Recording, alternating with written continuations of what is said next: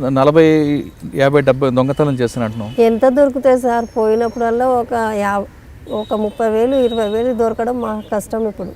ఎందుకు పెద్ద పెద్ద ఇంట్లో నీ రికార్డుల్లో కిలో బంగారం 50 కిలోల వెండి ఏడ తీసుకెళ్తున్నారు? చేసిందని చెప్పేసి ప్రూఫ్ ఉంది సార్. పోలీసు వాళ్ళు 1 కిలో బంగారానికి ఇప్పుడు నేను ఎక్కడనో ఉన్నా, కర్నూలు అవతల ఉన్నా, ఎక్కడనో వెళ్ళి బతుకుతున్నా, అక్కడి నుంచి తీసుకొచ్చి కిలో బంగారం అంటే నేను చేసిందని చెప్పేసి అక్కడి నుంచి చాలా దూరం నుంచి తీసుకొచ్చి టార్చర్ చేసేది. అసలు ఆ దొంగతనం మేము చేసిందే లేదు, పెట్టిందే లేదు, తిన్నది లేదు. వేస్ట్గా మమ్మల్ని ఎందుకు సార్ ఇట్లా ఇరికిస్తున్నారంటే, ఆ మార్వాడి దుకాణాలను చూపియండి, వాళ్ళకి ఇచ్చిందని చెప్పండి, వాళ్ళ దగ్గర నుంచి ఆటోమేటిక్గా తీసుకొచ్చుకుంటామని చెప్పేసి మమ్మల్ని కొట్టడం, టార్చర్ చేయడం. అంటే మీరు దొంగతనం చేసిన తర్వాత ప్రాపర్టీ మీ ఇంటికి తీసుకెళ్తావా లేదా మీ రిసీవర్ ఎవరికైనా ఇచ్చేస్తావా? ఫస్ట్ స్టార్టింగ్ అయితే రిసీవర్కి ఇచ్చేస్తాం సార్, ఇంట్లో ఏది పెట్టుకోము.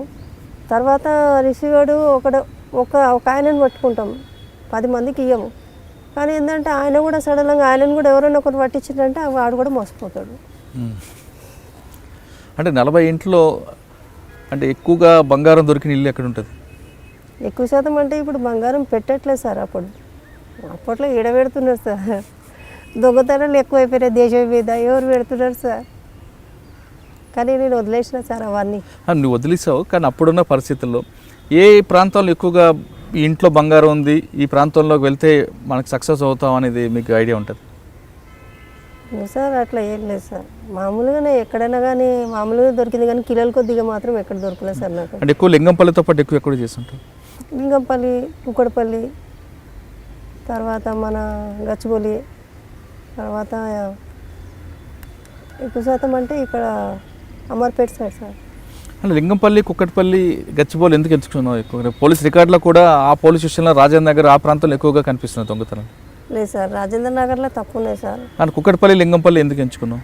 అప్పుడు ఫ్రెండ్స్ అక్కడ తీసుకెళ్ళేవారు ఆ ఏరియా. నాకు తెలియదు ఈ ఏరియా కూడా, నేను కొత్తగా హైదరాబాద్కి రావడం అప్పుడు ఆ ఏరియాలు చూపిస్తుంటే నేను అనుకున్నా ఇవన్నీ ఏంటివి ఇవన్నీ అంటే, ఇక్కడ ఇవి ఒక ఊరే, మీ ఊర్లో ఎట్లా మీ పల్లెటూరులో ఇదొక ఊరు అని చెప్పేసి అనేవాళ్ళు. నేను అట్లా 2-3 సార్లు పోయిన వాళ్ళంటే పోయినప్పుడు చూసిన, ఇది మియాపుర, ఇది కుక్కడపల్లి, ఇది ఇక్కడ ఉంటుందా, ఇక్కడ ఇవన్నీ ఏరియానా అని చెప్పేసి గమనించేదాన్ని.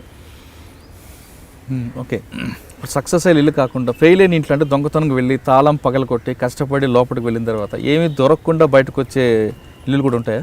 ఉంటాయి సార్. వాళ్ళు మొత్తం బ్యాంక్లోకి వేసుకున్న తర్వాత మనం పోయి ఏం చేసుకుంటాం సార్ చెప్పండి? అంటే కిచెన్లో కూడా ఏం దొరకదా? కిచెన్లో ఫుడ్ దొరుకుతుంది, ఒక్కొక్క టైంలో ఫుడ్ తింటే తినండి, లేకపోతే లేదంటారు. నేను ఒక్కొక్కసారి అనుకునేదాన్ని, ఎందుకు వీళ్ళు ఇట్లా చేస్తారు అని చెప్పి, దొంగలు ఎక్కువైపోయారు, మనుషులు కూడా జాగ్రత్త పడుతున్నారు అనుకునేదాన్ని. అంటే కొంతమంది తాళం లోపల నుంచి వేసుకొని లేదంటే లైట్లు వేసి అంటే ఎవరో లోపల ఉన్నామని చెప్పడానికి చేస్తుంటారు, అటువంటిప్పుడు ఏం చేస్తాను? అట్లా ఉన్నప్పుడు నేను దగ్గర కూడా పోకపోతుంటే, మనుషులు ఉన్నారు లేదో ముందు కిటికీ నుంచి చూసేదాన్ని, ఉన్నారంటే బయట నుంచి బయటికి వెళ్ళిపోతుంటే, లేదు ఎవరు లేరు అన్న మూమెంట్లో లాక్ వలగొడుతుంది. అంటే మధ్యాహ్నం టైంలో సార్.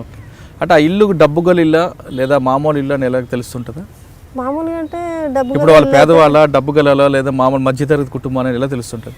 అంటే మామూలుగా ఇట్లా చూసేదాన్ని, చూస్తుంటే ఇల్లు తెలిస్తే ఇంట్లో చాలా వాడు ఎంతో కష్టపడి సంపాదించుకొచ్చుకొని ఇంట్లో పెట్టుకొని ఉంటాడు. మనం నిమిషాల కొద్దిగా మనం దొంగతనం చేస్తే వాడు ఎంత చేపలు పెడతాడో ఏం పడని చెప్పేసి అనిపించేది.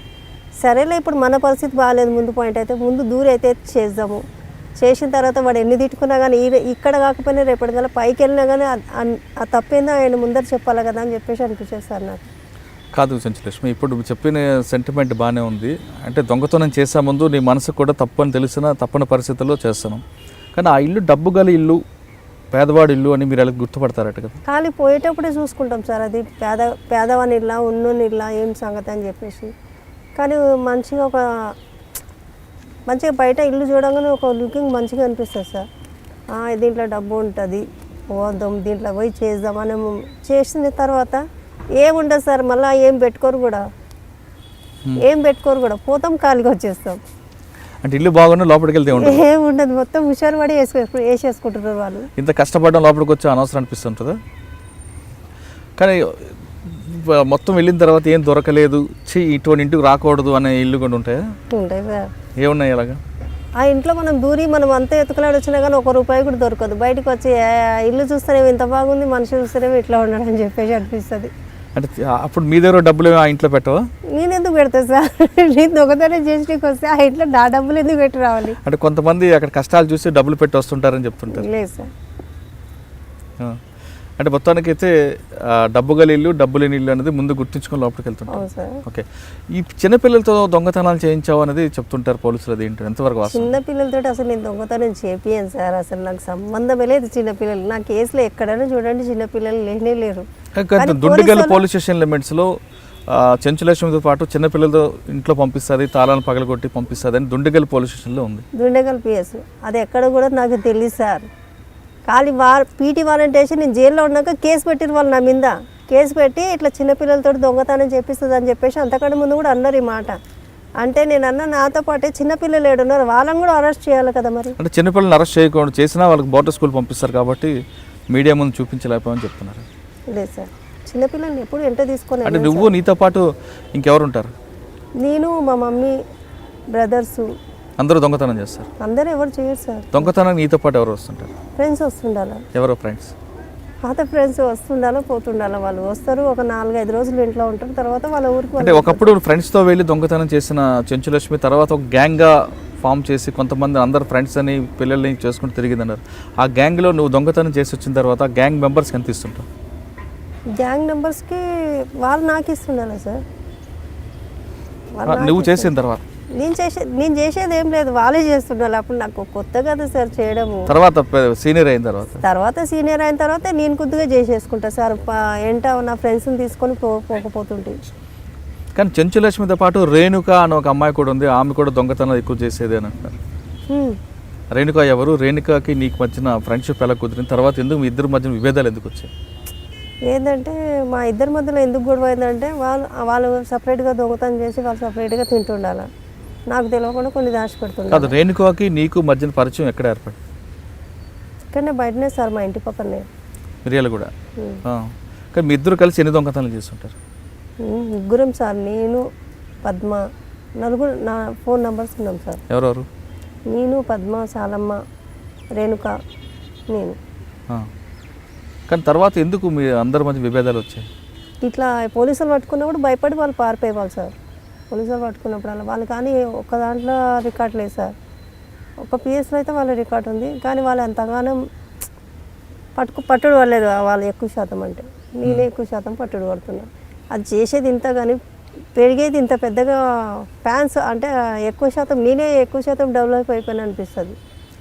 నాకు తెలిసే చాలామంది చాలా పోలీస్ స్టేషన్లో ప్రెస్ మీట్లో నేను ఒక్కసారైనా మాట్లాడిచ్చిరా సార్. నాకు పోలీసులు పట్టుకుంటారు, వెంటనే రిమైండ్ ఆ డిఐజీని పిలిపియండి, వాళ్ళని పిలిపియండి, ముందర కూర్చోబెడతారు, గోల్డ్ చూపించేస్తారు, లోపడేస్తారు. కనీసం మా బాధలు కూడా కొంచెం అర్థం చేసుకోవాలి టైంలో. ఏంటి బాధలు? అప్పుడు ఏంటంటే మేము అసలు యాక్చువల్లీ అంటే దొంగతనం చేయని కూడా మమ్మల్ని తీసుకొచ్చి చేస్తున్నారు సార్ అని చెప్పే మూమెంట్లో కూడా మీరు ఏం మాట్లాడతారో ఏం మాట్లాడొద్దు అని చెప్పేసి భయపడించి, లేకపోయింది అనుకో తీసుకెళ్ళి ఇంకోసారి కోటింగ్ ఇస్తామని అంటారు, భయపడిస్తారు. అంటే మీకు ఎప్పటికైనా ఇంటరాక్షన్ చేశారు? కోటింగ్లు ఇచ్చారా? ఎవరు? మగ పోలీసులు ఇస్తారు, ఆడ పోలీసులు? జెంట్స్ ఇస్తారు సార్. ఆడవాళ్ళు ఎవరా? లేదు. ఎందుకు? రూల్ లేదు సార్ వాళ్ళకంటే మేము వినము అని చెప్పేసి జెంట్సే మమ్మల్ని కొట్టేశారు. ఏ పోలీస్ స్టేషన్ ఎక్కువగా మిమ్మల్ని ఇంటరాక్ట్ చేశారు?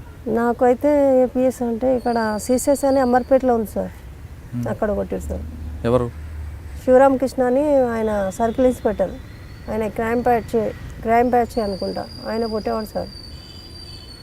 ఆయన ఒక్కొక్కసారి అనిపిస్తుంది ఈయన కొట్టే దెబ్బకు చచ్చిపోయింటే బాగుండు అని చెప్పేసి అనిపిస్తుంది. అట్లా టార్చర్ చేస్తారు. అంటే ఆడవాళ్ళకి మగవాళ్ళు కొట్టకూడదు కదా? కొడతారు సార్, అది మనలో ఉంటుంది. మగవాళ్ళు ఆడవాళ్ళని కొట్టొద్దు అని చెప్పేసి. కానీ పోలీసు వాళ్ళు ఏం చేస్తారంటే ఆడలను కొడుతురు అని చెప్పేసి మేజిస్ట్రేట్ ముందర తీసుకుపోయినా కానీ ఇంతగానం కొట్టినా కానీ ఏం కొట్టలేదని చెప్పండి అని చెప్తారు. శివరామకృష్ణ గారి ఇంటరాక్షన్ ఏ విధంగా ఉండేది? చాలా టూ మచ్ సార్. కళ్ళలో కారం వేసి ఇంకా నువ్వు నిజం చెప్పినావా మంచిదని అంటే చేసింది చెప్తారు కానీ చేయంది ఎందుకు చెప్తారు సార్? ఉత్తోళ్ళ పేర్లు చెప్పండి అంటే ఎందుకు చెప్తాం మేము? మాకేం అవసరము? వాడికి ఇచ్చినామని చెప్పు, వీడికి ఇచ్చినామని చెప్పాలంటే ఏమి ఇచ్చినామని చెప్పాలా? గోల్డ్ వానికి ఆ మార్వాడానికి ఇచ్చినామని చెప్పండి అని అంటే వాడికి ఇస్తే కదా మేము చెప్పేది. వాడికి ఇయ్యంది ఎక్కడి నుంచి చెప్పాలా? వాడి నుంచి మేము ఎట్లా కూడా తీసుకుంటామని అంటారు. సగానికి సగం పోలీసు వాళ్ళు దోసుకొని తింటానికి ఉన్నారు సార్ అక్కడ. ఇప్పుడు ఇంట్రాగేషన్ చెప్తున్న కళలో కారం వేయడం అన్నది ఇంకా కాకుండా ఇంకా వేరే ఏం చేసేవారు? లేదు సార్, ఇంకా ఏం లేదు సార్. కోటింగ్ అంటే లబ్బర్లు తీసుకొని బాగా కాళ్ళ మీద కొట్టడము, తర్వాత కళ్ళలో కారం పొడి వేయడము, చేతుల మీద బాగా కుట్టడము, అట్లా చేసేవాళ్ళు సార్ వాళ్ళు. అక్కడ దెబ్బలు తింటున్నప్పుడు ఎందుకు రా చేసాం ఇంకోసారి చేయకూడదని అనిపించలేదు ఎప్పుడు? ఆ టైంలో అనిపిస్తుంది సార్, ఎందుకని నేను తప్పు పని చేసినా ఇన్ని అన్న దెబ్బలు తినడం అవసరమా నాకు అని చెప్పేసి అనిపించేది. కానీ ఏం చేసేవాళ్ళు, దెబ్బలు కొట్టిన తర్వాత మొత్తం అది మానేదాకా remind చేయకపోతున్నాను sir. 1 month 1 week 2 week అట్లా పిఎస్లో పెట్టుకునేవాళ్ళు. పెట్టుకొని ఆ మొత్తం ఆ దెబ్బలు మొత్తం వెంటనే రిమైండ్ చేస్తే మేము ఏడు జడ్జీలు చెప్పేసి వీళ్ళ డ్యూటీలు పోతాయని చెప్పేసి భయపడేవాళ్ళు. కానీ ఏంటంటే ఆడ వెంటనే ఒక వారం 2 వారాలు నెల వరకు పిఎస్లో పెడతారు సార్. అప్పుడు లేడీ కానిస్టేబుల్ ఉండేవారా? లేడీస్ కానిస్టేబుల్ ఉంటుంది సార్. కానీ మహిళల పట్ల ఎక్కువగా లైంగిక వేధింపులు జరిగేవి అక్కడ? లేదు సార్. సెక్సువల్ హెరాస్మెంట్స్ ఏం లేదు? లేదు సార్. కానీ కోటింగ్లు ఇవ్వడం ఉండేది. అవును. ఓకే, ఇప్పుడు నువ్వు రికవరీ కొంత చూపిస్తావు, ఆ రికవరీ మొత్తం ప్రెస్కి చూపిస్తారా లేదా కొంత దాచుతుంటారా? ఎవరు సార్? పోలీసు వాళ్ళ. వాళ్ళు ఏం చేస్తారంటే వీళ్ళు ఇప్పుడు నేను ఒక ఇంట్లో చేసిన అని చెప్పేసి అని అడిగితే ఆ ఇంట్లో పోయి అడుగుతారు, ఇక్కడ దొంగతనం జరిగిందా జరగలేదంటే లేదు జరగలేదంటే ఇంకా ఇంటిది వాళ్ళకి వచ్చేసిందని చెప్పేసి అర్థం చేసుకుంటారు.